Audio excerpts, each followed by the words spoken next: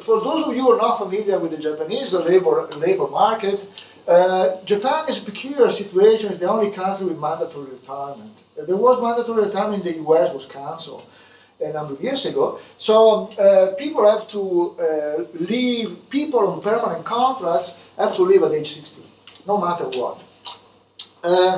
The system, the pension system in Japan is a two-tier system. There is a flat rate, which is about 60%, 65%, and actually no, a wage proportional benefit, which is about 60%, and the flat rate, which is between 35 and 40%. Now, because of the need to reduce public expenditure, there was a pension reform act enacted in 2001 in Japan that affected the eligibility age for the flat rate pension benefits. They started to rise actually from 60, reaching 65 in 2013. So you had the situation where people were forced to retire at age 60, could not get the full pension at age 60, right? So because that was basically moved out.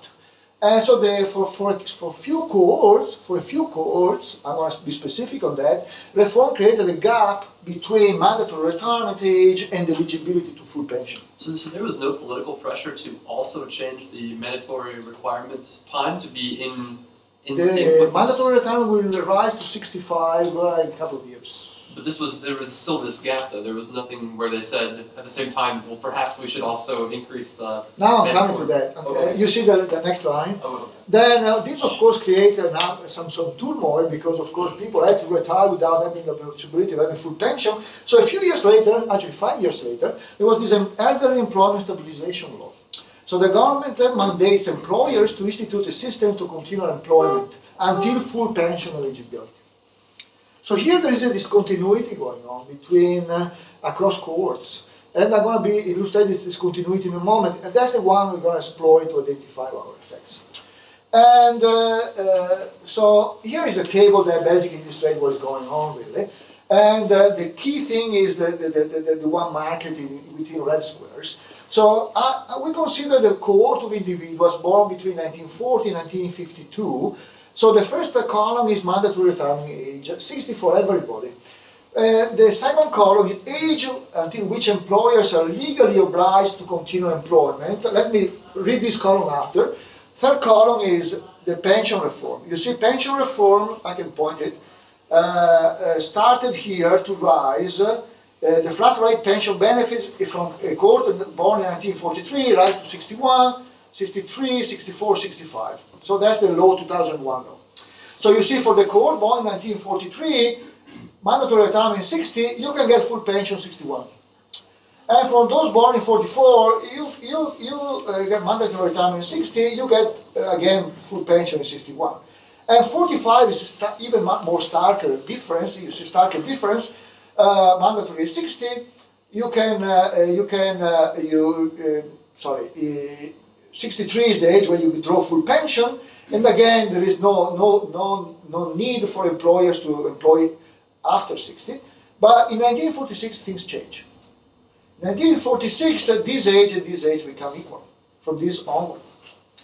So here you see there is a jump, quite significant jump. How come the mandatory retirement age is 60 and then you have to be forced to be employed until 63? It makes no sense, right? It makes sense because you see you can draw pension, full pension only at 63.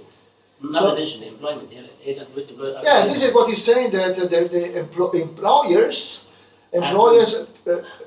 cannot retire people at 60. They effectively have to retire at 63. But there's a law that says you have to retire at 60, which is... Yeah, but I'm coming to this. It's not changing mandatory retirement. What is happening is this. You get mandatory retirement at 60, the employer re-employ you the day after on a contract until 63. So is that legal? It is actually it's imposed by the law. You have to. Because pension is not full until age 63. That's Japan, then. That's the answer for this, yeah. All right.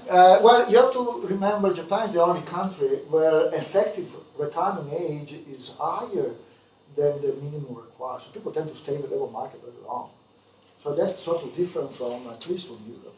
But anyway, so now, so we're going to, this is discontinuity across cohorts. So this is for those of you who are familiar with regression discontinuity design, this is now really the relation discontinuity design is very close to it. We're gonna not exploit the changes across cohort in retirement age, we're gonna exploit the discontinuity across cohorts. Okay? So I'm curious about this institutional details again. So because previous law stated that these individuals have to have lifetime employment contracts, they have this clause that says you have to retire at age 60, and this is somehow to protect the company from having dead wood in the company instead of 60. But then if they're a star performer, they retire, you have a retirement party, and then the next day you have a hiring party for the same person. Yeah, the thing is this, even before the law forcing employers to keep people in the payroll, of course, if you are smart and good employer, you are retained. But it is only a fraction of people. Most people are let go, right? But now the law forced employers to find an employment arrangement for these people too, until they get to the age of full pension benefit. Right. Actually, I didn't mention that, but it is in the slides. Public subsidies will provide firms willing to reemploy all employees. So, I mean, there are statistics showing that say the employment rate shoots up from 20% to 95%. Part of this is the law, part of this is also public subsidies. The government is, of course, encouraging this to happen. Right, so we are not the first to use this discontinuity. There is another paper by Kondo and Shigeoka is unpublished. They look at the effect of this discontinuity on employment patterns. But here is something I want you to see. This is the percent of people retiring by age cohort, by age of birth. Now the thing you have to look at is the jump here. So you see, before age, those born in 1945 are those with the old system. They are forced to retire at 60. There is no legal obligation by the employer to keep them in the firm. So a retirement rate is about 35%. Those born in 46 or later, you see it goes down to 20%. There is a substantial discontinuity here. And this is the thing we're going to exploit as an instrument for retirement of the husband, right? And, right. Now, what is the data we use? This data, actually interesting data, especially if you're somebody who's interested in preferences.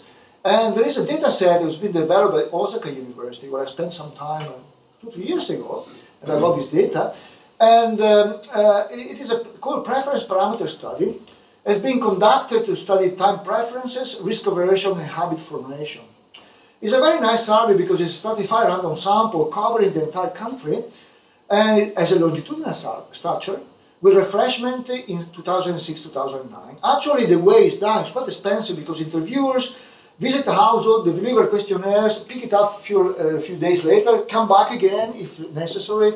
So there is a very high response rate, much higher than, say, the German socioeconomic panel, for instance. But participation in the German economic panel is obligatory.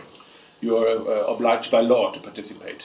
And you can't not respond. Still, response rate is quite low. I don't think that's right. You can't. You're in a league by law not allowed not to respond. You must respond. Well, let me check that. I may be wrong. Yeah, I may be wrong. Right. So, but now the PPS, let me call it PPS as an acronym, is not a household survey. The one member per household is interviewed. So in some household, the wife. In some other household, the husband. And they collect information on the individual and on the partner. So the key feature of this data is we have information on the retirement of the husband and whether on the information on the wife as well, right? So there are questions, for instance, on the mental health of the wife. So this type of information is sort of difficult to come by. So this is a nice data set.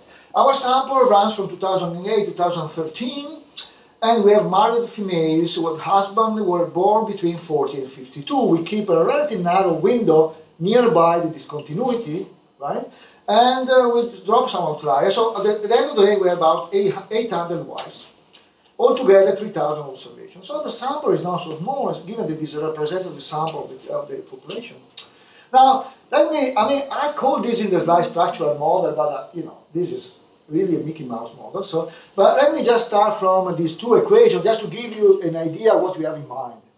The first two equations, so MH is the mental health of the wife, W is for the wife, and we say it's a function of whether the wife works, and LF is non-labor force participation.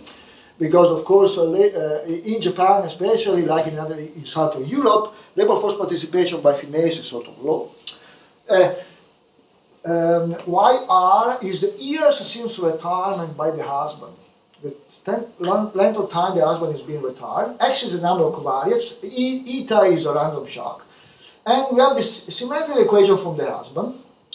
So actually, based on the empirical evidence, our empirical evidence I discussed later, suggests that no labor force participation of the wife is a function of Z. Z is going to be our instrument, sorry. I'm going to come back in a moment.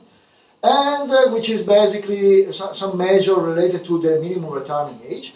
And the same for the husband. So I'm going to replace this inside here and end up with the empirical model with this. Empirical model has got mental health of the wife. So it's a dummy whether the wife has mental health problems. YR is computed like this. It's 0 if the age of the husband is below retirement age. So if this guy is too young to retire, so he's still working. And is the difference between age and the retirement age plus 1, I'm going to say y plus 1, if age is larger. So if this guy is retired, I measure the distance from retirement. That's one way of doing that. Of course, I also talk about the dummy 0, 1. Now, why do I have plus 1? I have plus 1 because otherwise, when age is equal to retirement age, you get 0 like here, so I don't want to have that. So it's just a normalization. Okay, so now if I estimate this equation by OLS, what is my problem here if I do OLS? So you said MH is not a dummy. What? It's continuous, even though it has No, this is a dummy. 0 and the This is not a dummy. This is a distance from retirement, right? Years from retirement. That's one way to parameterize the explanatory variable. And the husband decides if his wife has a mental health or not, right? Pardon me? The husband decides whether his wife has a mental health or not. What do you mean decide? Because you ask him, the husband, about his wife. Yes. And I don't No, wait a second. No. The part of the question related to mental health is asked to the wife. Okay. About herself. About herself. And the wife reports also, say, employment and retirement status of the husband. Actually, we also have a retirement status of the husband reported by the husband, so we can cross-check. But the mental health is only reported. Mental health is, that's why you see, I mean, we cannot do the same exercise for the husband. Because it's only asked to the wife. The wife. Right, so that's the thing. That'd be an interesting area to explore, these Yes, differences in no perceptions. husband will say his wife. No, we don't have that. Now, of course, there will be something to do, if we have. Measurement error is a potential issue here. Actually, I was going to come to measurement error in a moment. So, reason why, if you do some simple OLS regression here, what are the problems? First problem is that husband retirement is a choice variable, maybe correlated with the error term. Measurement error in the husband age since retirement, or maybe since this is reported by the wife. This may be mismeasured, so this actually may drive the coefficient to 0. And the omitted variables affecting both the husband and the wife mental health. Now, why is it that I use the retirement age reported by the wife? Because I want to use the dependent variable, right? You see, so I need the same person reporting about mental health and the partner stuff. So there is a measurement error issue, but I'll come back to that. There is a measurement error possibility, so this is going to attenuate the coefficient to 0. But the first thing, that's the whole thing. There's a law which says you have to retire, so how it's a choice? That's Yeah, but no, wait a second. you can retire a bit earlier. Well, you can keep working somehow, so if you're self-employed or something, you have to find it, you can still find a job. So you can retire earlier, of course. So, I would distinguish between what is the exogenous source of variation and what is the endogenous choice. There is still both. So in the data, there are some people who leave earlier than 60 or whatever. There is, yeah. There is such. Right, so, okay, let me get to the instrumental variable setup. So here is my first equation is the model I want to estimate. This is the first stage. So here you see is year since retirement. It is the instrument. The instrument is constructed like this. Here is 0 if the husband age is less than maximum age when continuous employment guarantee ends. So if this guy is too young, is below the age when employment is guaranteed, then this is 0, and it is positive whenever it's above it. So now, if you think about this, if this variable is if this were constant, of course the instrument would not be valid because it's just age. So the real variation comes from the jumps in this variable here. I'll give you an example, just to illustrate. So consider individuals aged 64, born between 44 and 50. Now the value Z is equal, so I'm talking about guys all with the same age. So Z is equal to 5 for those born in 44 and 45. Why? Because age is 64 and the maximum age of employment is 60. So 64 minus 60 is 4 plus 1 is 5. So take the guy born in 46, same age. For this guy, Z is 2. There is a jump, right? Because age is 64 and continuous employment age is 63. So there's jump from 5 to 2. And if somebody is born from 47 and 48, there's an additional jump. So you see, I'm going to use these jumps. These are exogenous jumps because they are driven by the law variation for the same age, right? And I'm considering these as sources of variation in retirement behavior, right? So this is an instrument for your YR value. Exactly. So we make a number of identifying assumptions, of course. One is, that conditional on X, the only reason for observing difference across treatment and control cohorts is this law revision, this switch in the law. I'm using a number of controls just in case you're interested. There is a bunch of controls here. The other identifying assumption is that conditional on the wife Z, there is a Z also for the wife, there is no cross-partner effect of the husband instrument on the wife labor force participation. Let me explain. Let me go back to this equation here.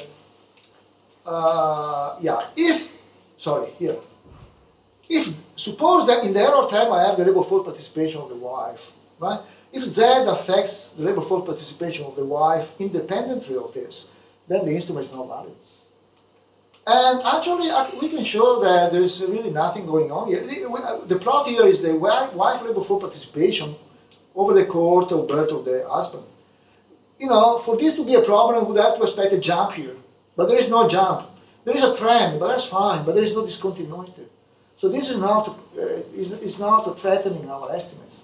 So I can disregard this. That would only come into place if they were exactly the same age? No, this is, actually we trim a little bit larger age differences, but only marginally. No, it doesn't have to be that. Okay. And the retirement age is for both male and female, same age, right? Yeah. Like in Israel, it's different, 63 and 65, and also different. Yeah. Now, let me show you the first stage. Actually, this is actually rather than having a visual picture, I'm going to show you some estimates here. This is some sort of first stage regression. So here is the year since retirement for the husband, regress on the husband age, the instrument for the husband, and it's statistically significant and large, nothing from the wife. And the cross is the instrument for the wife on labor force participation, significant for the wife, but not for the husband. So that's the ideal situation. So we are really in a strong position here, I would say. The third identified assumption is that since we consider married couples, the problem is selection into the sample. Of course, what about divorce? If people divorce, then people disappear from our sample. So I want to check whether there is a discontinuity in divorce rate. Really nothing here as well. There is some erratic movements, but at least we don't see any jump in divorce rates, right? Basically some sort of random pattern. So this doesn't seem to be a problem either for threatening our estimates. So let me say something about the outcome variables. What is the measure of depression we use? Well, actually, we have some questions asked to the wife is, I've been feeling stress lately, so stress is called between 1 to 5 is intensity variation. So we record it as a DAM equal to 1 if stress is 1 or 2, high stress. Feeling depressed and no sleep. So we use these three basically as our retired husband syndrome is either you've been stressed or you've been depressed or you have no sleep. Right? And then we of course look at them separately as well.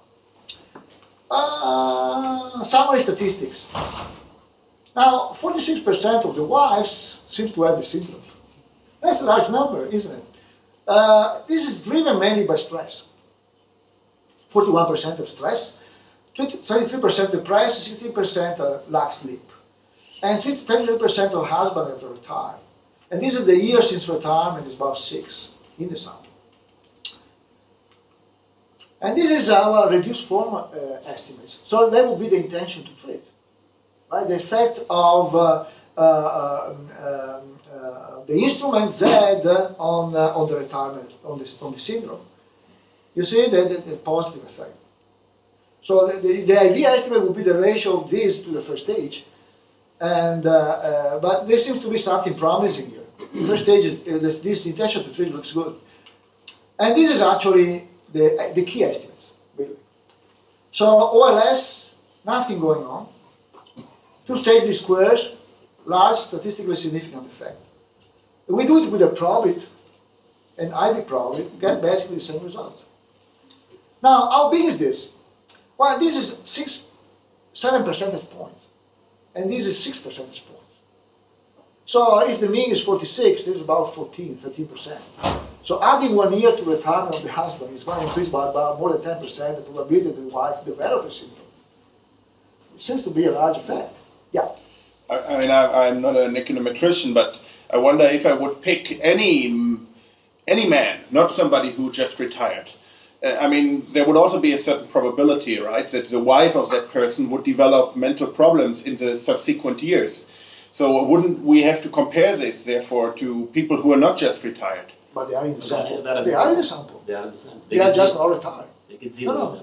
I see. I understand. Yeah, I'll get it. Okay, Yeah. sure. They just have the same, they're just born in the same period, between 1942 and 1950. But, there are, some of them, actually, a lot of them are not retired in this sample. So for those who have no year of retirement, so to say, this is zero, and with every year of retirement, the probability is 7% higher that the wife will develop. Yeah, because this, you see, well, I mean, I don't want to get into econometric jargon, but this estimate here refers to the compliers, meaning those individuals that, because of the law, are staying into work longer. And this is relevant for this group. Okay? But those not retired are in the sample. On the treated people, right? And the treated people. Right. It's still huge. It's a large effect. But it's puzzling with all less than 2 is too far to be. Well, but to be true. Well, why is that? Too far to be true. If I have substantial measurement error, that's quite possible. Or endogeneity. Well, we have reasons. So again, I'm not an econometrician, but what does it mean that OLS is not significant and also no effect, and 2SLS has a strong effect? How is that to be interpreted? Yeah. Now, possible interpretations of the IV estimates. Why is it different from OLS? Because, as I said before, IV is not for the entire sample, it's picking up the effect, since there is heterogeneity across individuals, it's picking up the effect for the compliers. Those who, because of the reform, are forced to stay longer into the labor market. So if this group of people here, in a way, are driving our results. So the comparison with OLS, in that sense, doesn't make much sense, because OLS is referring to the entire population.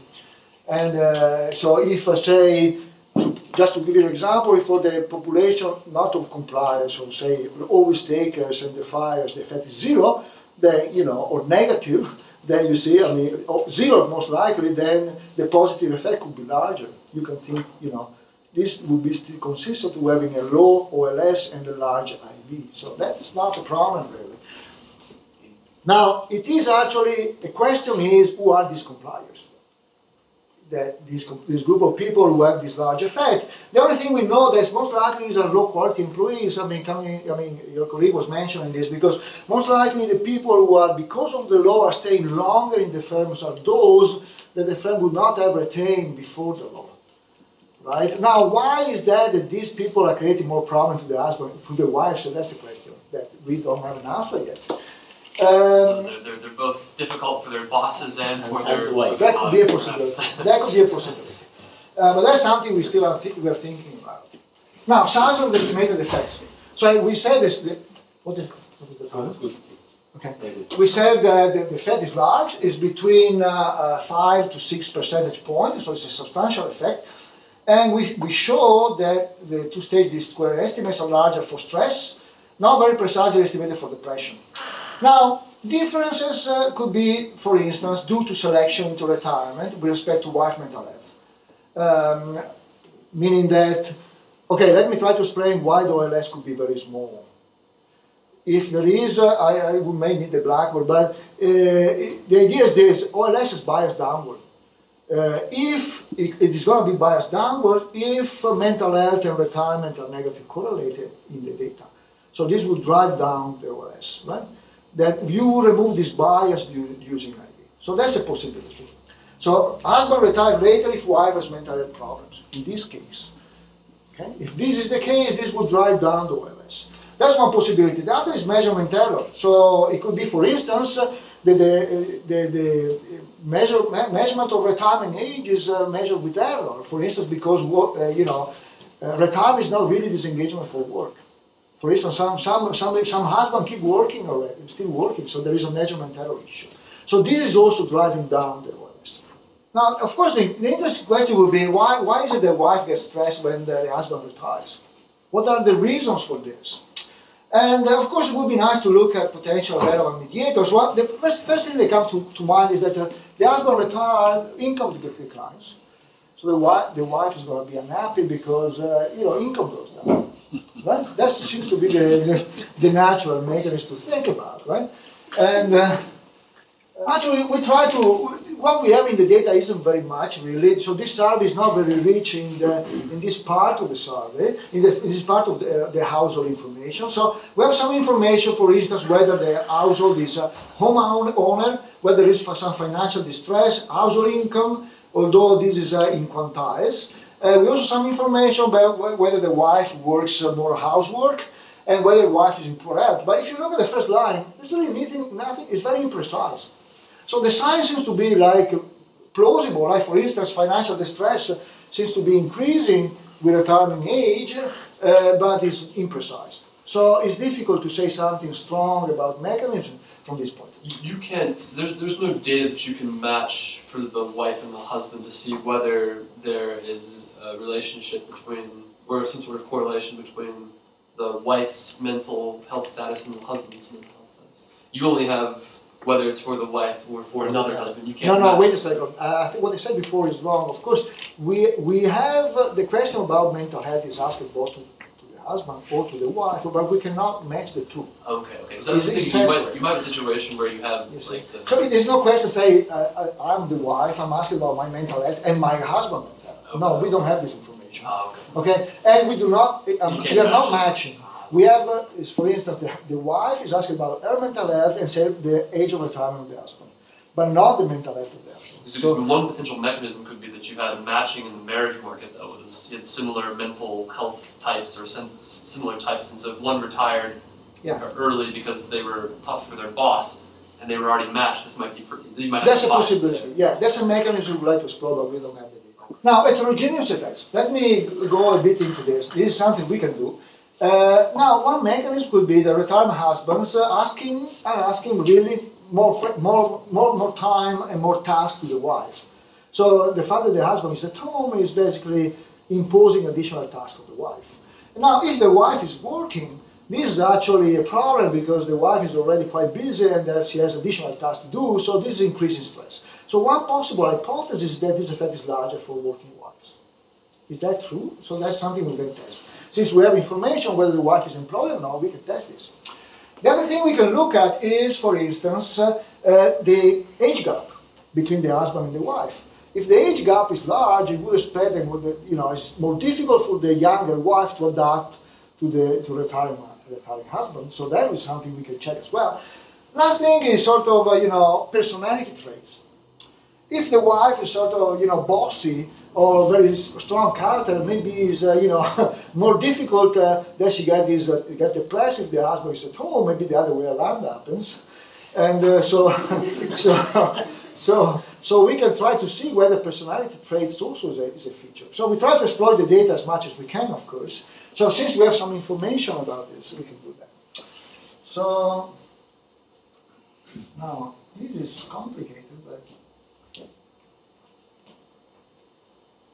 Now this is actually estimating, I wanted to see the previous one, but sorry. Previous one is this. This is the effect separately, depending on whether the wife is employed or not. And apparently the effect is really driven by employed wife. Right? Is really the effect is large, is much smaller if the wife is not employed. So this seems to be actually in line with the idea that the retired husband is placing additional demands on the wife. Wife is already stressed by work, so this is actually too demanding, so this is the effect we find. And, right, so this seems to be potentially interesting. As I said, this is a policy implication if this is true, because it means that if, since labor force participation of wives in Japan is rising rapidly, this type of problem is going to increase ceteris paribus. Yeah. I think the stress may not necessarily derive from additional tasks the wife has to do. Could also be that once the husband has retired, he's putting psychological pressure on his wife to also spend time with him, because he's now sitting at home. He wants to have somebody there. So it's not additional tasks, but it is pressure on her that she has to accommodate Time pressure. Yes. There could be tasks or spending time together. I agree. But I agree. Yeah. Well, sitting with him is a task. Is a task. Agreed. So, is there anything related to the age gap between the husband and the wife? Well, this could be also related to employment, because of course employed wives are likely to be younger. So, there is some correlation between these results. But what we see here, if the age difference is higher than 3 years, then the effect is larger. Actually, is much larger. And finally, let me show you the table with personality traits. We have this sort of interesting measure which is being asked to individuals, is whether you had a leadership position at school when you were 15.